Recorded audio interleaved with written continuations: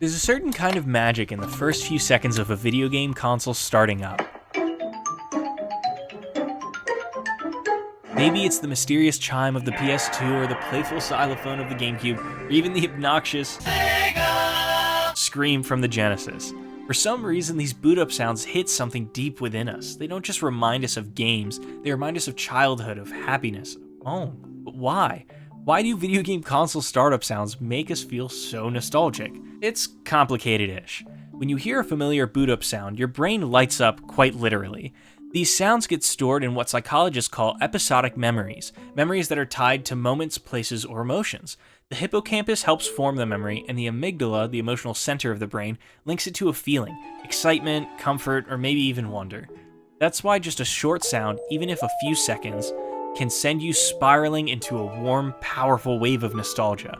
It's like a bookmark in your life. Most of us heard these sounds when we were kids or teenagers, and that matters a lot. Psychologists say we form our strongest emotional memories between the ages of 10 and 20.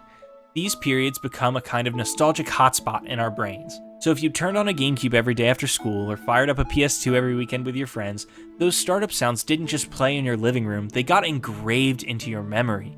The repetition, the routine, it made them sacred. These startup sounds weren't random either. They were designed to make you feel something. Take the PlayStation 1 for example.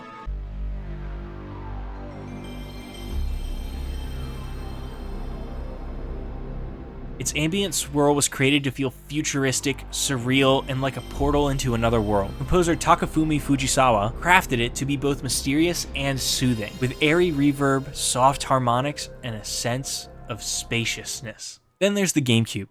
It's playful and upbeat with marimba-like tones that change in tiny pitch variation, reflecting Nintendo's fun-loving personality, and you can see that in the way the intro can change. Depending on what buttons you hold down, the intro can change into something more jungle-like or futuristic. And then there's the Xbox 360's soft orchestral swell, or the Dreamcast's ocean-like whoosh.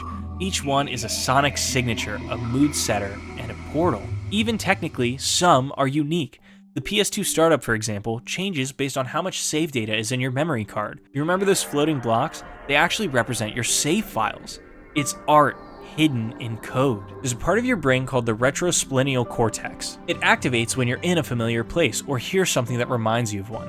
An example of this is when you were a kid and you fell asleep in the back of the car and feel the bump of the curb on your driveway as you're pulling in, and you knew you were home. So similarly, a boot-up sound isn't just a sound. To your brain, it's like coming home.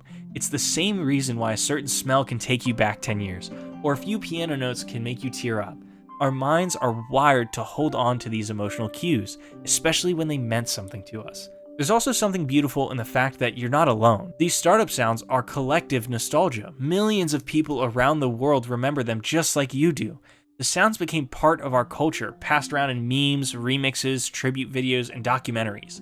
They're more than just the beginning of a game, they're the soundtrack to a generation. But beyond neuroscience, why are video game boot-up sounds so nostalgic? Well, like I kind of said earlier, they're the start of something magical. They're tied to our childhoods, our routines, and our friendships. They're designed to stir emotions, and they literally live in our brains rent-free. They're not just sounds, they're emotional bookmarks, time machines in stereo. And when we hear them again, even if just for a second, we're not just remembering a console, we're remembering a lifetime. Thank you so much for watching. If this brought back any old memories, share your favorite boot-up sounds in the comments, and remember, sometimes even the smallest sounds can leave the biggest echoes.